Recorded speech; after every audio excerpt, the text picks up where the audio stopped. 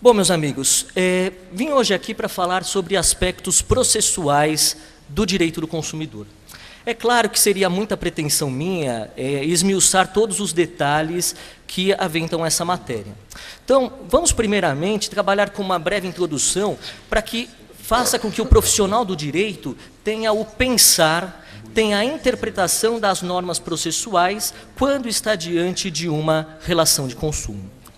Bom, o Código de Defesa do Consumidor ele veio suprir uma lacuna muito importante em razão da massificação das relações sociais. Notoriamente, uma desigualdade descomunal que apresentava a relação de consumo. Essa desigualdade foi aqui estampada no Código de Defesa do Consumidor através do princípio da vulnerabilidade, que reconhece que todo consumidor é vulnerável no mercado de consumo. Essa vulnerabilidade faz com que haja o reconhecimento de que o fornecedor ele tem um maior poderio aqui frente ao consumidor. Poderio este que não é só do ponto de vista técnico, com relação ao conhecimento dos meios de produção, mas também do ponto de vista fático, econômico e jurídico. Sob esse prisma, o Código de Defesa do Consumidor ele veio buscar equilibrar esta relação. Então, o objetivo principal que nós temos no CDC é a busca pelo equilíbrio, a harmonização dos interesses da relação de consumo, tanto o fornecedor como o consumidor. Aqui, pessoal, nós em nenhum momento vamos trabalhar, e o código não trata disso, de um código contra o fornecedor. Muito pelo contrário.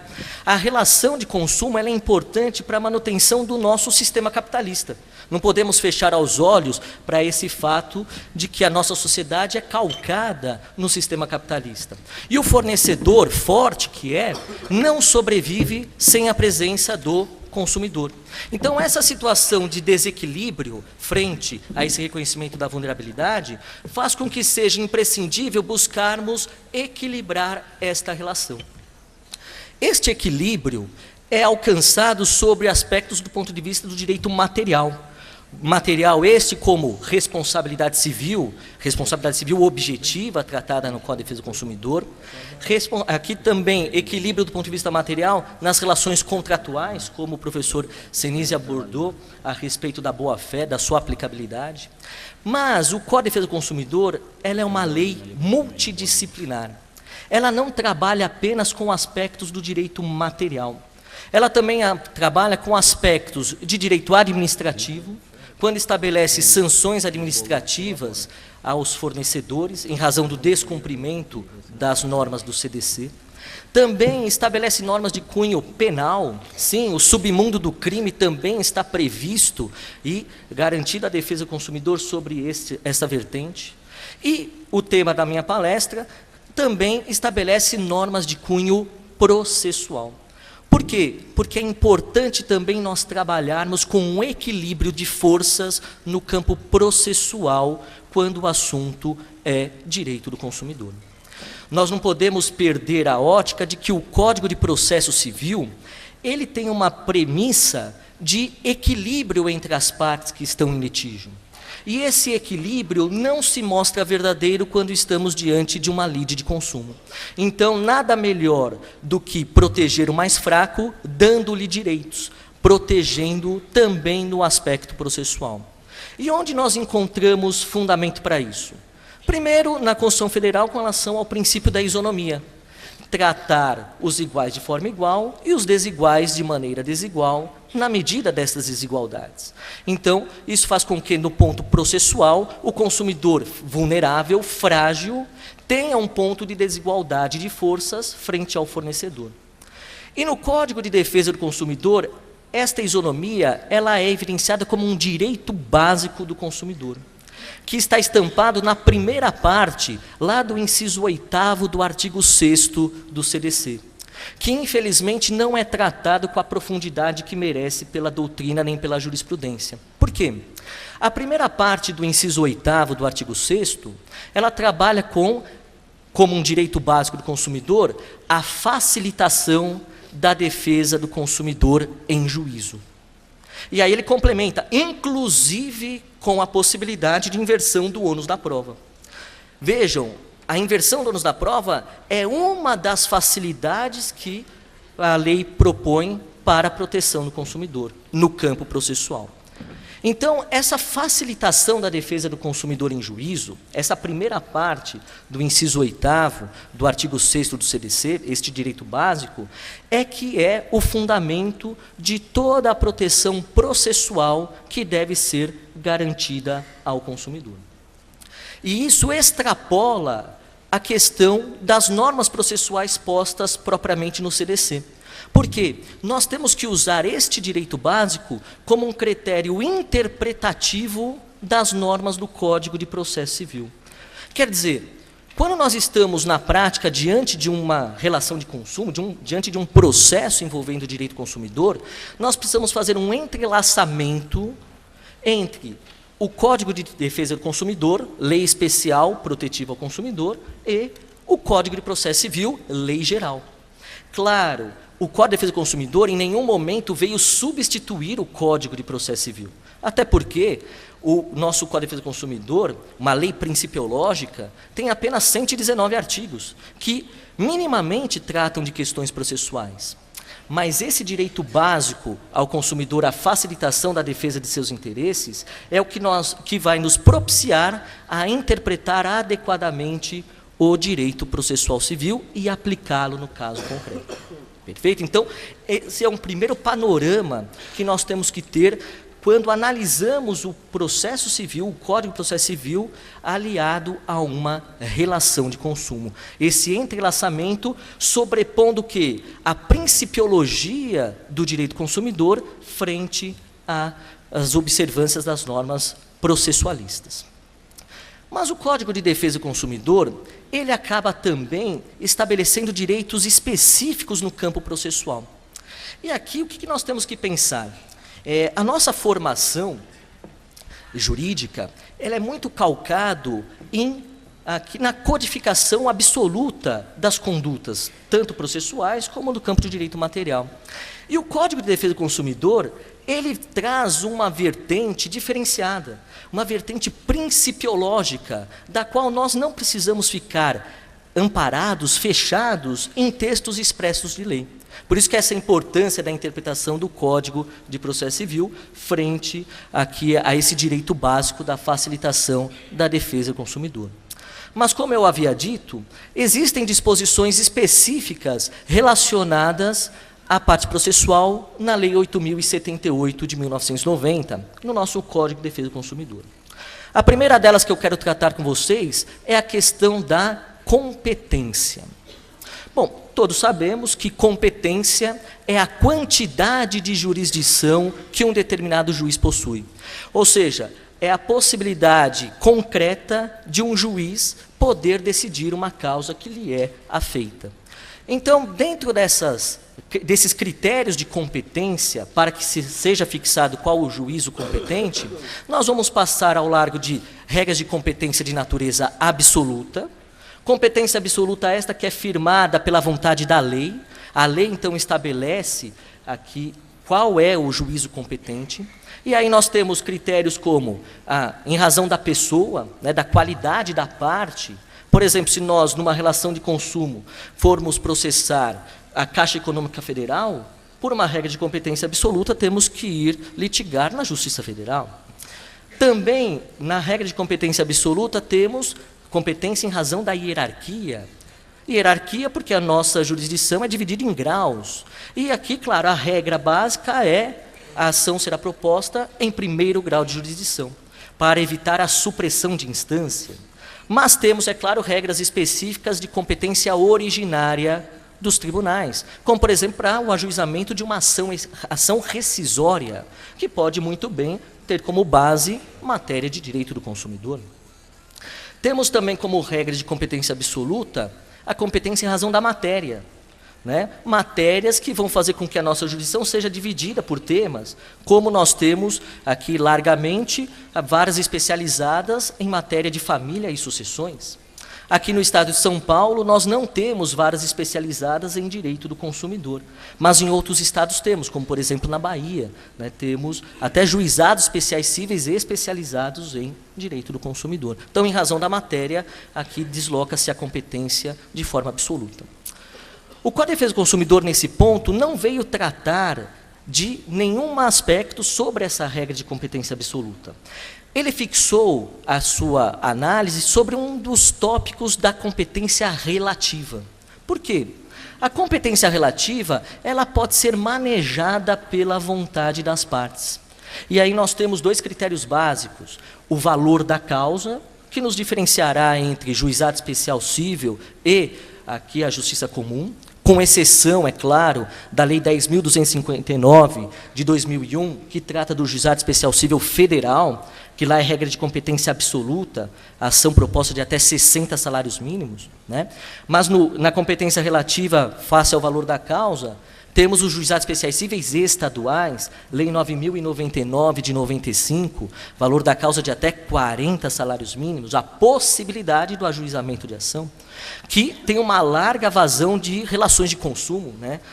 Uma estimativa de mais de 80% de ações relacionadas ao direito do consumidor nos juizados especiais cíveis estaduais, em razão da sua menor complexidade, né, em termos, né, que não é medida apenas com base no valor da causa, obviamente. Bom, mas aqui também passa ao largo o direito do consumidor sobre essa vertente do valor da causa. O Código de Defesa do Consumidor estabelece uma regra específica para facilitar a defesa do consumidor em juízo com relação à competência territorial, competência ratione loci, né, que nós temos no Código de Processo Civil uma regra, a partir do artigo 94 e seguintes, especificada como a competência é do foro domicílio do réu. Só que essa regra de competência, foro domicílio do réu, pode ser em muito prejudicial ao direito do consumidor. Vamos pegar um exemplo simples. Compramos uma televisão que foi fabricada na Zona Franca de Manaus. Se tivéssemos apenas e tão somente a aplicabilidade do Código de Processo Civil, o consumidor, necessitando litigar contra este fornecedor, contra este fabricante, deveria ajuizar a sua ação no foro do domicílio do réu.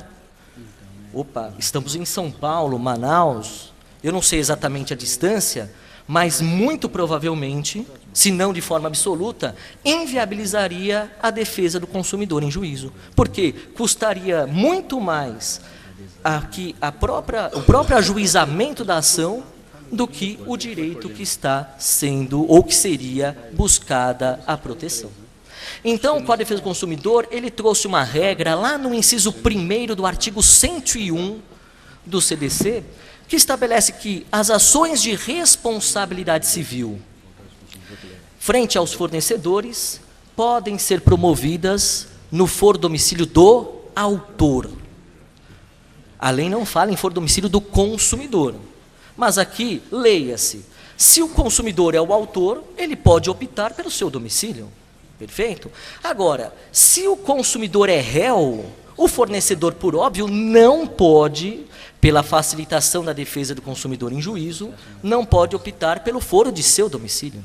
Então, tem que optar pelo foro domicílio do réu. Consumidor réu, foro domicílio do réu. Consumidor autor, opta, e é uma opção do consumidor, o ajuizamento no foro de seu próprio domicílio. Pois bem, pessoal, essa regra realmente busca, de forma bem compreensível, a facilitação dessa defesa do consumidor. Mas o que acontece muito diante das relações consumeristas é, nos contratos de consumo, termos cláusulas de eleição de foro. Já que é uma competência relativa, já que ela pode ser maleada em razão da vontade das partes, pode, por meio de uma cláusula contratual, haver o estabelecimento de uma regra diferenciada de competência territorial. Para o direito consumidor, esta regra vale, sim, mas não de forma plena, não de forma total. Por quê? Porque não podemos ofender a regra da facilitação da defesa do consumidor em juízo. Ou seja, a cláusula de eleição de foro não pode ser imposta ao consumidor no contrato, que geralmente é um contrato de adesão, face à sua não aplicação da regra do domicílio do consumidor. A opção do domicílio do consumidor não pode ser afastada por essa regra da cláusula de eleição de foro. Porque aqui nós teríamos uma discussão sobre a abusividade da cláusula contratual. A abusividade esta por impor uma desvantagem exagerada ao consumidor, e a abusividade esta por estar em desacordo com o sistema de proteção ao consumidor. Então, sobre esses dois aspectos, desvantagem exagerada e também sobre o aspecto de aqui ser contrária ao sistema de proteção ao consumidor, a cláusula de eleição de foro que afastar o benefício do foro domicílio do consumidor, ela pode muito bem ser reconhecida como nula de pleno direito. Claro, pessoal, aqui na prática a gente tem que tomar um cuidado. Por quê? Quando nós vamos ajuizar a demanda com base num contrato de consumo, será que esse contrato prevê uma cláusula de eleição de foro nesses termos ofensivos? Se sim, temos que, além dos pedidos usuais que vamos fazer para discutir aquele contrato, precisamos também promover um pedido de reconhecimento da abusividade dessa cláusula, para justificar o uso da competência em favor do consumidor. Mas olhem só que importante. Muitas vezes o advogado passa ao largo dessa questão processual quando ingressa com uma ação. E a atuação do juiz, nesse caso, pode e deve ser vista como a aplicação de forma ex officio desta norma protetiva ao consumidor. Nós não podemos esquecer que todo o nosso Código de Defesa do Consumidor é uma norma de ordem pública e de interesse social. Está lá no artigo 1º do Código de Defesa do Consumidor. E como norma de ordem pública, eu aprendi na faculdade que ela é cogente, de força obrigatória, não pode ser afastada pelas partes, vai ser e deve ser reconhecida de ofício pelo juiz. Então, olhem só, aliando o fato de ser uma norma de ordem pública, de interesse social, artigo 1º, aliando a facilitação da defesa do consumidor em juízo, primeira parte do inciso 8º do artigo 6º, e corroborando com o artigo 101, inciso 1º, o juiz tem plenas condições de ofício, reconhecer a abusividade de cláusula para aceitar a competência do foro domicílio do consumidor. E a jurisprudência está aí para não negar este fato. Farta a jurisprudência com relação ao reconhecimento de ofício pelo juiz de cláusula de eleição de foro, da abusividade desta cláusula de eleição de foro. Muito embora, diga-se, é uma regra de competência relativa, que a princípio poderia ser afastada por essa disposição contratual. Mas olha só que interessante, pessoal. O nosso Tribunal de Justiça do Estado de São Paulo, ele, a partir de dezembro de 2010, começou a editar súmulas.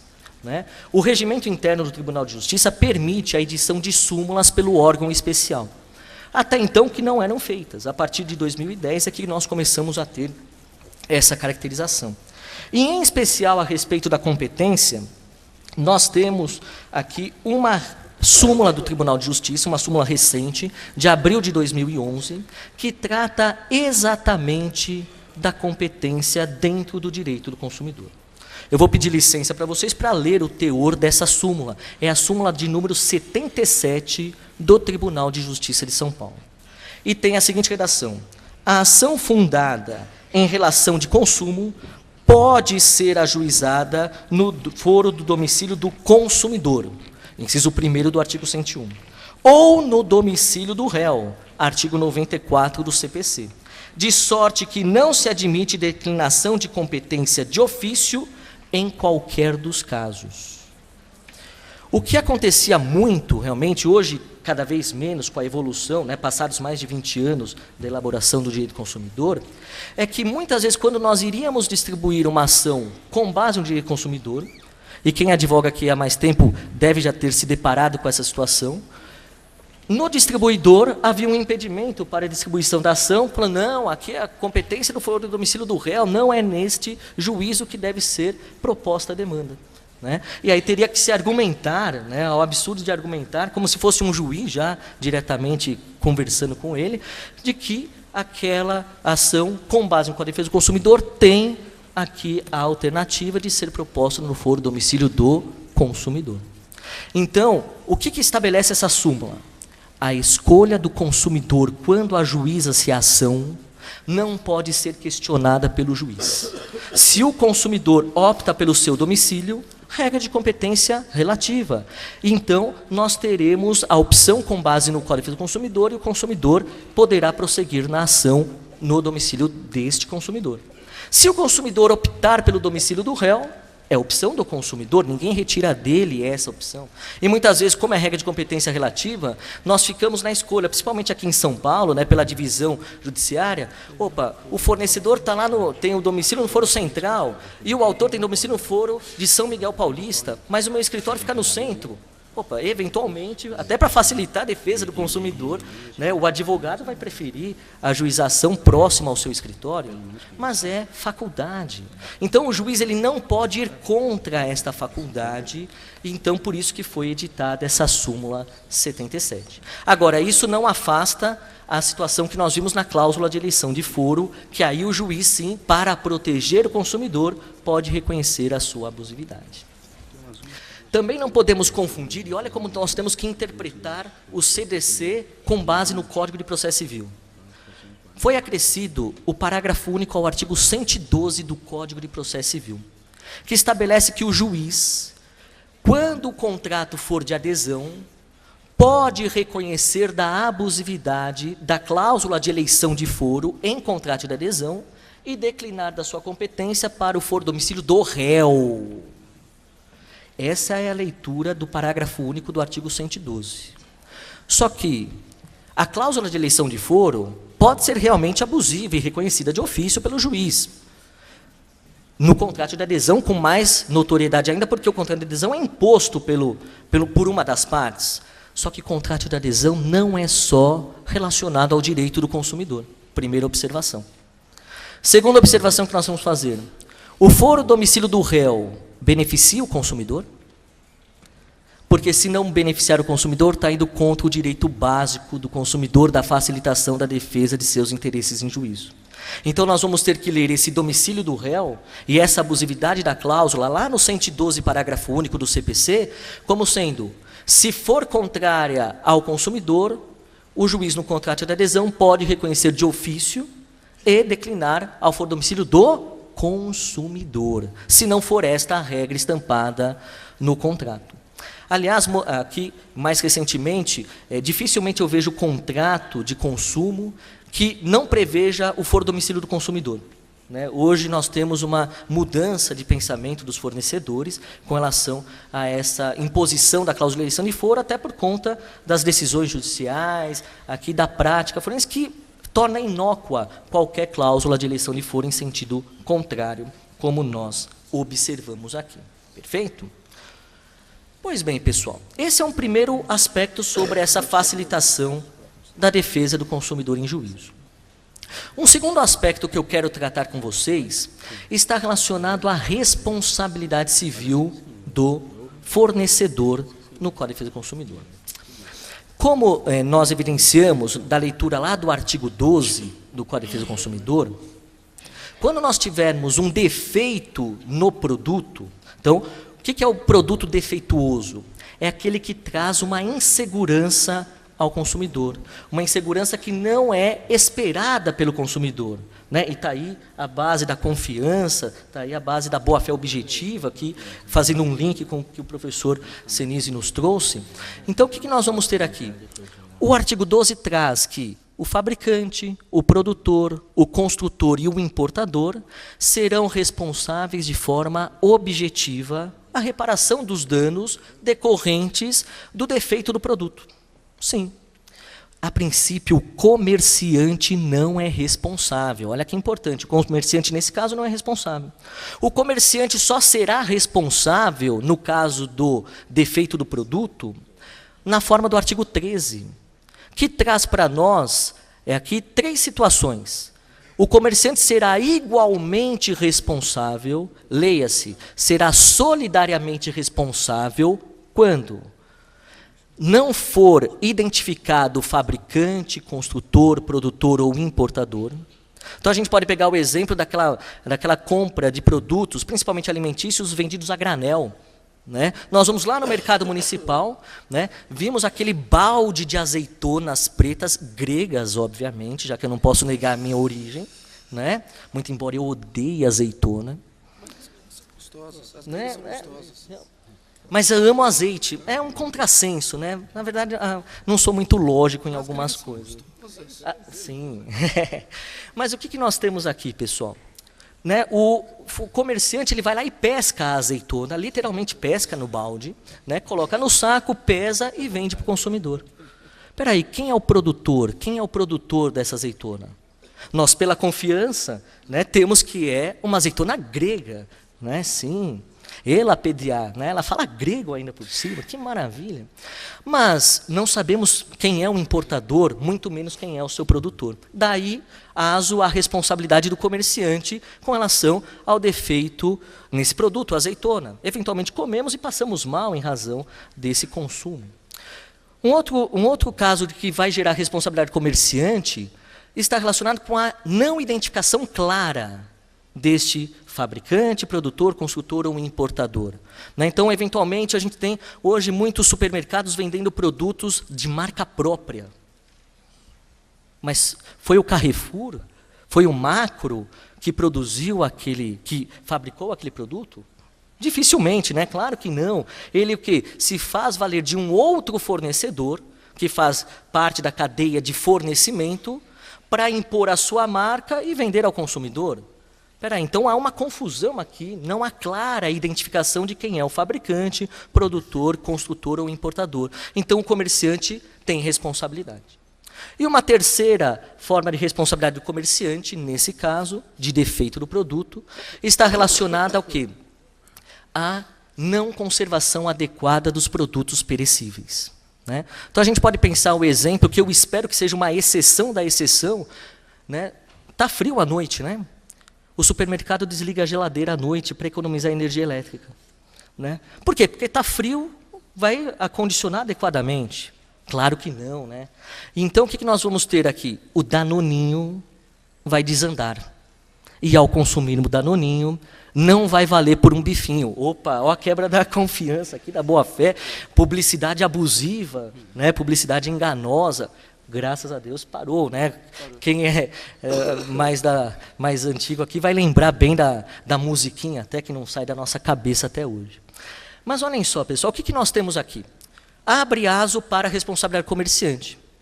Mas muitas vezes, tirando essa questão de não conservar adequadamente o produto perecível, o comerciante tem o direito de regresso contra o fabricante, produtor, construtor ou importador. Sim, vai ter o direito de regresso. Direito de regresso este que decorre ou do contrato ou da lei. E aí, quando a gente pensa em direito de regresso por perder uma ação, vem à nossa cabeça uma das modalidades de intervenção de terceiros no Código de Processo Civil. Denunciação da lide. Sim, denunciação da lide. Só que, espera aí, na relação entre consumidor e fornecedor, a responsabilidade é objetiva. Independe da aferição da culpa, lato sensu. Né? Então, espera aí, pela confiança, e aqui, olha só como foi importante até, né, essa concatenação entre a palestra do professor Senise e o que eu estou falando para vocês. Em razão da confiança, o que se espera, nós não esperamos que aquele produto seja defeituoso, obviamente, que o fornecedor coloque no mercado de consumo um produto que gera insegurança. Daí porque o recall, né, como uma medida prévia, preventiva. Né? Mas o que nós temos aqui? A responsabilidade do fornecedor para o consumidor é objetiva, independe de culpa, base da confiança. Nós teremos, claro, se o comerciante ou o fabricante forem acionados, já que é uma opção, já diante da solidariedade, nós temos a possibilidade de escolher contra quem litigar. Isso é importante, é uma escolha importante sobre o prisma da legitimidade. Pode ser que aquele fornecedor tenha o direito de regresso contra outro fornecedor. Só que, espera aí, quando nós falamos em direito de regresso entre fornecedores, nós teremos que discutir culpa. Porque um fornecedor só irá regressivamente indenizar o outro fornecedor se ele for culpado. Só que culpa para o consumidor não importa. Para o consumidor não importa quem está errado. Não importa quem aqui subjetivamente tem a responsabilidade. Porque a responsabilidade é vista sob o ponto de vista objetivo. Então, esse alargamento da demanda, onde entre consumidor e fornecedor discute de forma objetiva, e aí nós temos aqueles elementos básicos do dever de indenizar, fato, dano e nexo de aqui causalidade, passamos a ter no direito de regresso, além desses fatores, a discussão da culpa, que não importa para o consumidor.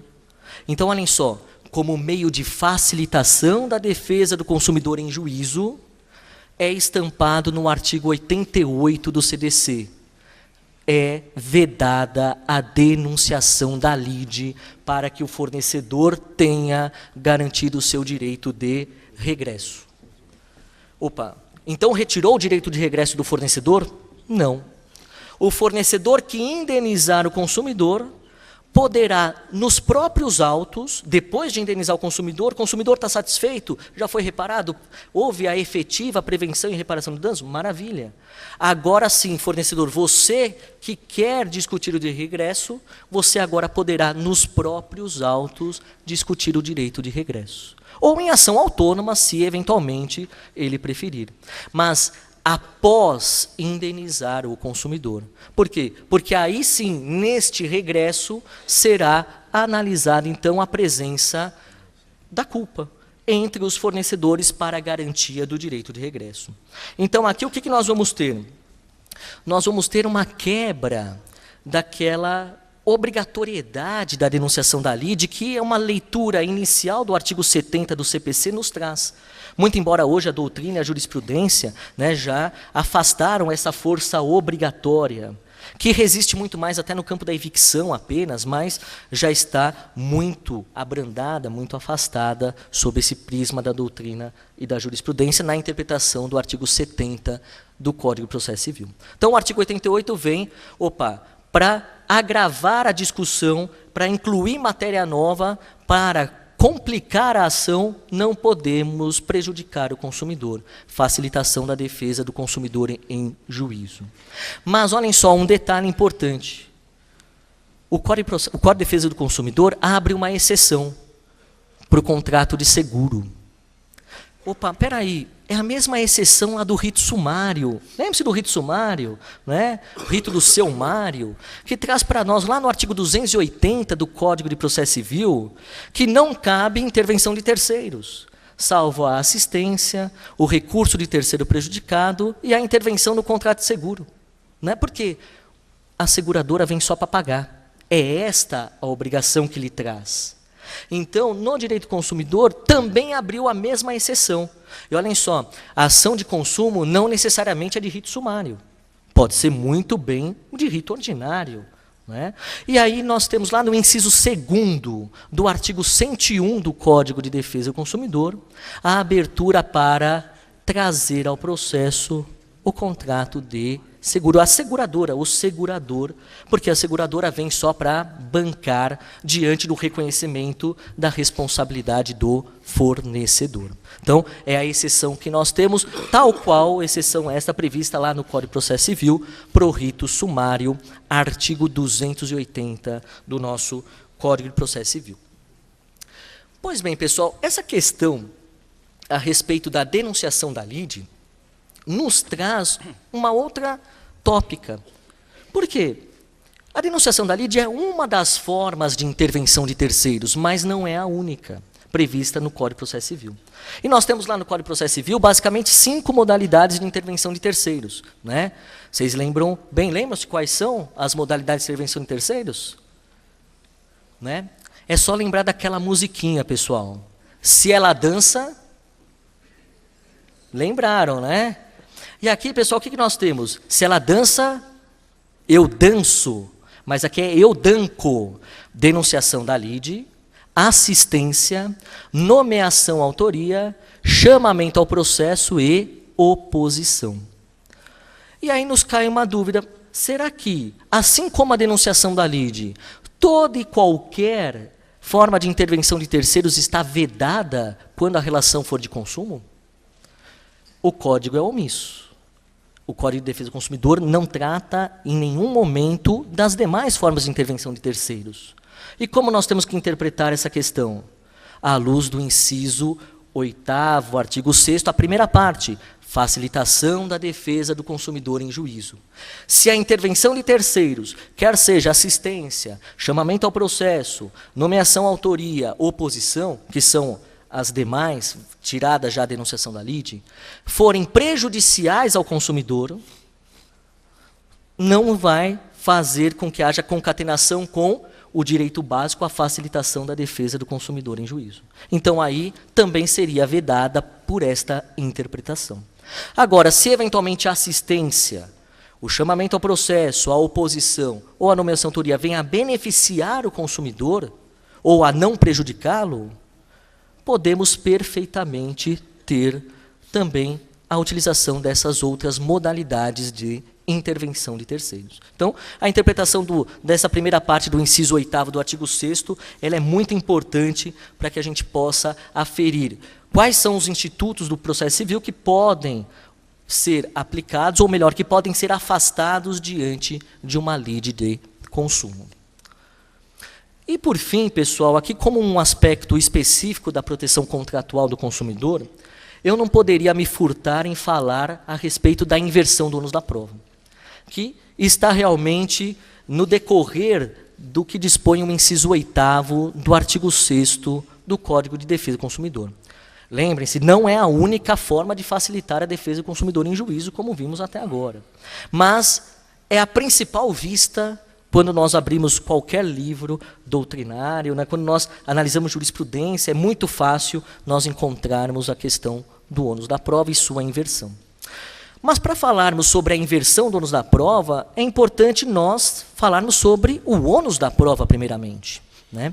O ônus da prova, ele tem como base a disposição lá no artigo 333 do nosso Código de Processo Civil, que traz a chamada carga estática do ônus probandi, relacionada ao quê? Ao autor incumbe provar os fatos constitutivos do seu direito, e ao réu incumbe provar os fatos modificativos, extintivos ou impeditivos do direito do autor. O que nós podemos basicamente resumir em quem alega prova. Este é o ônus inicial. As partes, em qualquer demanda, entram em litígio sabendo o que tem que provar. O autor, as suas alegações, bem como o réu, as suas alegações. Só que, justamente por conta da vulnerabilidade do consumidor, nós vamos encontrar várias deficiências do consumidor no campo probatório, que leva à necessidade de equilibrar essa relação sobre esse prisma, promovendo o quê? O que se nomeou como inversão do ônus da prova. Mas que, na verdade, não é propriamente uma inversão. Na verdade, é o desencargo do consumidor quanto a ter que provar o que alega, empurrando para o fornecedor este ônus, este encargo, esta carga probatória. Carga probatória esta que só será aferida de forma excepcional. Por que de forma excepcional? Porque o ônus da prova só serve para evitar o non liquid, ou seja, evitar que o juiz deixe de julgar por não estar convencido de quem tem razão no processo. Então, se as partes, diante da instrução probatória, adequadamente promovem aqui a prova de suas alegações, o juiz terá, em grau de certeza, no seu livre convencimento motivado, quem tem ou não razão na ação, prolatando a sua sentença. Perfeito, não se usa o ônus da prova nesse caso, porque não foi necessário. O ônus da prova só será usado se o juiz, tenho dúvida. Quem tem razão nesse processo, já que as provas não me convenceram? É aí que entra a aplicação do ônus da prova. Perfeito? Então, neste momento da dúvida do juiz, se for invertido o ônus da prova, o juiz vai deixar de analisar o encargo do consumidor, analisando só o encargo de produção probatória do fornecedor. Percebam que aqui eu estou falando em consumidor e fornecedor. Não estou falando entre autor e réu. Por quê? Porque o consumidor pode ser autor e pode ser réu de uma ação relacionada ao direito consumidor. E a inversão do ônus da prova beneficia o consumidor, quer seja ele autor, quer seja ele réu da demanda. Então, aqui a inversão é facilitar a defesa do consumidor em juízo. Então, nessa dúvida, nós teremos o quê? O encargo da prova será de responsabilidade do fornecedor. Daí surge a discussão doutrinária e jurisprudencial a respeito do momento da inversão do ônus da prova. Quando que nós temos que inverter o ônus da prova? Aliás, quando que o juiz inverterá o ônus da prova? O Código de Defesa do Consumidor é omisso quanto ao momento da inversão do ônus da prova. Mas pelo que eu expliquei para vocês agora, como o ônus da prova é só usado pelo juiz quando do julgamento da ação, se tiver dúvida quando da prolação da sentença, a regra do ônus da prova, assim como a sua inversão, seria uma regra de julgamento. Julgamento, então, por quê? Porque só seria analisada pelo juiz na eventual necessidade do momento da prolação da sentença. Então, tecnicamente, o ônus da prova é um critério do julgador ao prolatar a sentença. Só que esta teoria, regra de julgamento, que surte no processo várias críticas. Por que críticas? O fornecedor, em grau de recurso de apelação, certamente alegará, se a inversão do ônus da prova for determinada na sentença, opa, eu fui surpreendido, eu não sabia, e por conta de não ter o ônus invertido antes, eu não produzi a prova. E aí vai, no recurso de apelação, em preliminar nesse recurso de apelação, buscar a anulação da sentença em razão da ofensa do princípio da ampla defesa, já que ele não produziu a prova que ele produziria se tivesse antes a inversão do ônus da prova. Ora, pessoal, essa alegação, do ponto de vista técnico, não é factível. Por que não? Porque tanto o fornecedor como o consumidor entram no processo sabendo não só do seu ônus, como da possibilidade de inversão.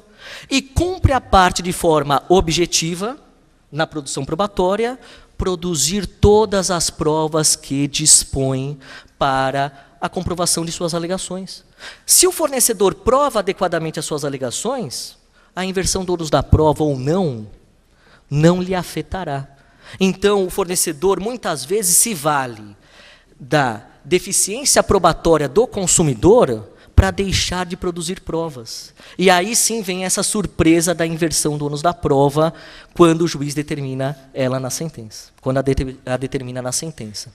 Daí nós temos inúmeras decisões judiciais que reconhecem a ofensa ao contraditório ampla defesa, anulando a sentença para quê? Reabertura da instrução probatória. E isso fez, claro, ganhar força a teoria de que a inversão do ônus da prova não é regra de julgamento, mas sim regra de procedimento.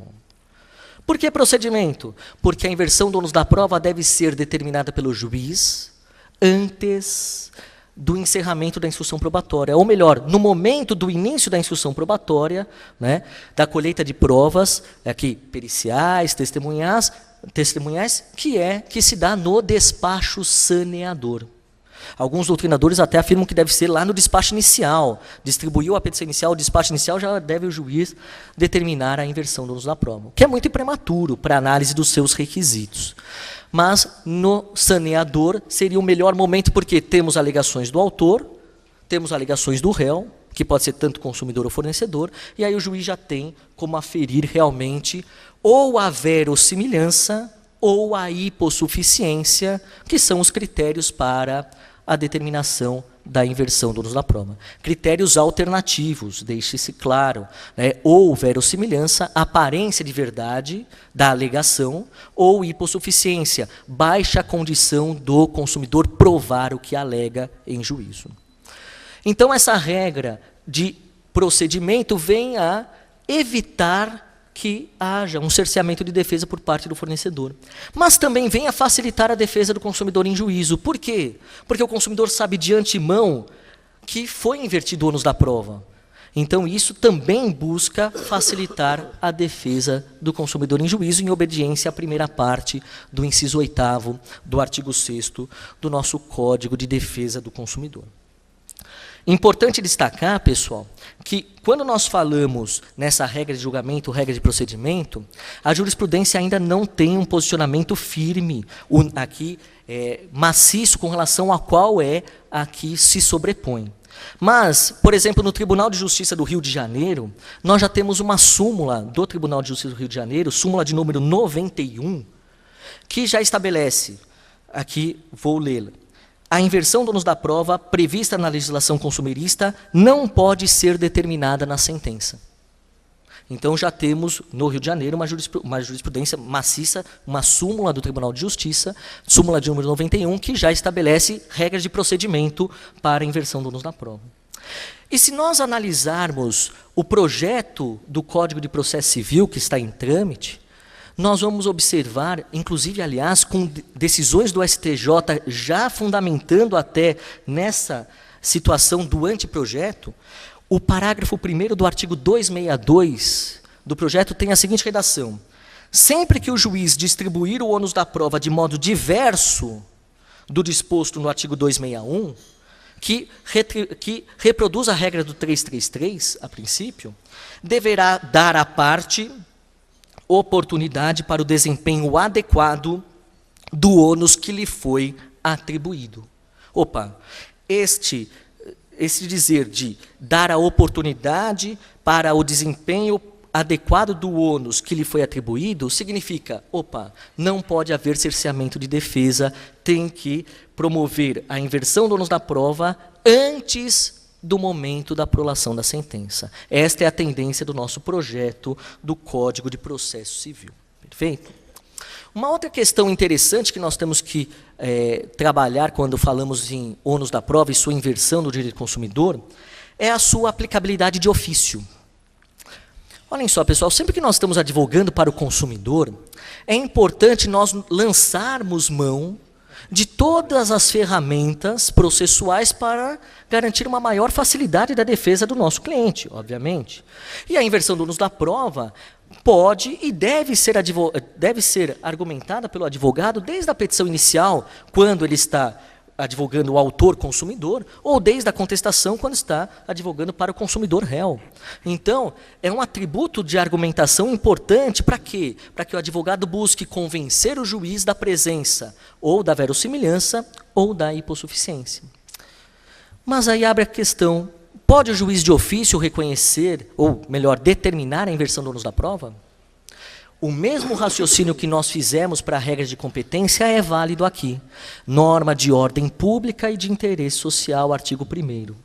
Como é um direito básico do consumidor, ninguém tira esse direito do consumidor, e à luz de ser uma norma cogente, o Código de Defesa do Consumidor, na sua integralidade, o juiz de ofício pode muito bem e deve, se presentes os requisitos, aqui determinar a inversão do ônus da prova. Então, a aplicabilidade de ofício pelo juiz é aqui importantíssima. Pois bem, pessoal, aqui não sei se eu estou me estendendo muito, se eu tenho mais alguns minutos, mais 5 minutinhos. Tá. Então, olhem só, pessoal, o que nós vamos trabalhar aqui nessa finalização? A inversão do ônus da prova ela é sempre um direito básico a beneficiar o consumidor.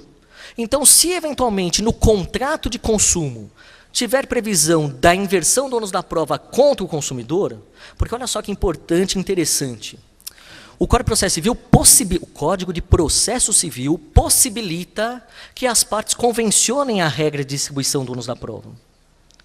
Só que está lá também no Código de Processo Civil que ela não pode dificultar ou impedir a defesa, a produção probatória da parte. E o Código de Defesa do Consumidor é mais específico.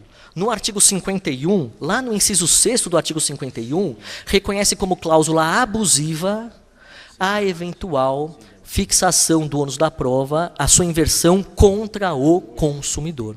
Então, cláusula abusiva que é nula de pleno direito, porque contraria a expressa disposição do inciso 6º do artigo 51, mas mesmo que não houvesse essa disposição expressa, pela leitura do inciso 8º do artigo 6º, nós já teríamos aqui a nulidade dessa cláusula também estabelecida. E aqui, pessoal, para arrematar, nós temos dois tipos de inversão do ônus da prova no direito consumidor.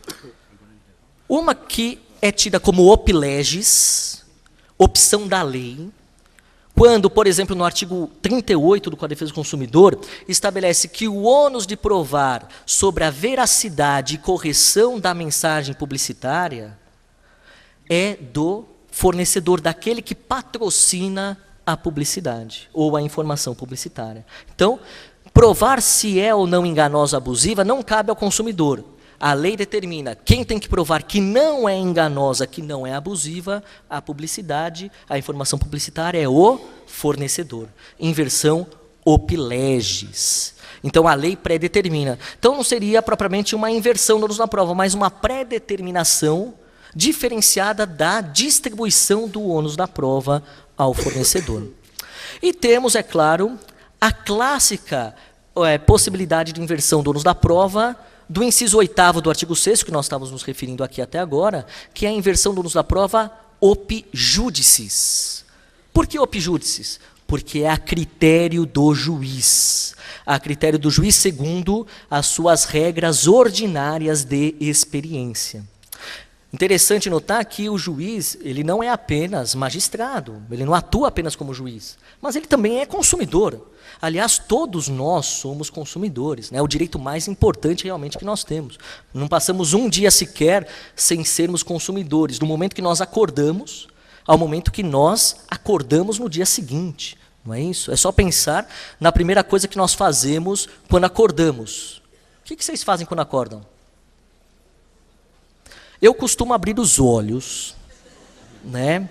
Isso dependendo da situação, da possibilidade de abrir esses olhos também, né? Mas temos o quê? Colchão, fronha, edredom, aqui travesseiro, isso que nem levantamos ainda da cama, já temos inúmeras relações de consumo por aí afora. Então o juiz, ele não é só magistrado, mas ele também é consumidor, e isso faz com que ele tenha experiências de consumo, que podem tanto advir de ações que lhes são afeitas, como de sua experiência particular, e que pode gerar nele a visualização desta regra ordinária de experiência frente à verossimilhança, à alegação que parece ser verdadeira. Aqui, por exemplo, vou colocar uma situação interessantíssima. Quem aqui, eventualmente, já teve cobrança indevida de ligações telefônicas na fatura de telefone? Opa, peraí. Será que se o consumidor alegar isso em juízo, não é verossímil? E aí o juiz fala, opa, fornecedor, prove que aquela ligação para o 0900 foi feita efetivamente por aquele consumidor. Então, verossimilhança, um dos requisitos. Ou a hipossuficiência, Hipo, prefixo grego que significa abaixo, né? Hipotermia, né? Abaixo da temperatura. Hipossuficiência, baixa suficiência, baixa condição de provar. O consumidor não tem grandes condições de provar o que alega. Então, isso fará também com que, do ponto de vista técnico principalmente, o consumidor muitas vezes não tem condições de provar o que alega. Por exemplo, clonagem do cartão. Né? É praticamente impossível o consumidor provar que o seu cartão foi clonado do aspecto técnico. Né? Então, isso faz com que haja aqui, pela experiência do juiz, a possibilidade de inversão do ônus da prova. Então, pessoal, com isso, realmente foram as principais considerações a respeito dos aspectos processuais do direito do consumidor que eu queria tratar com vocês.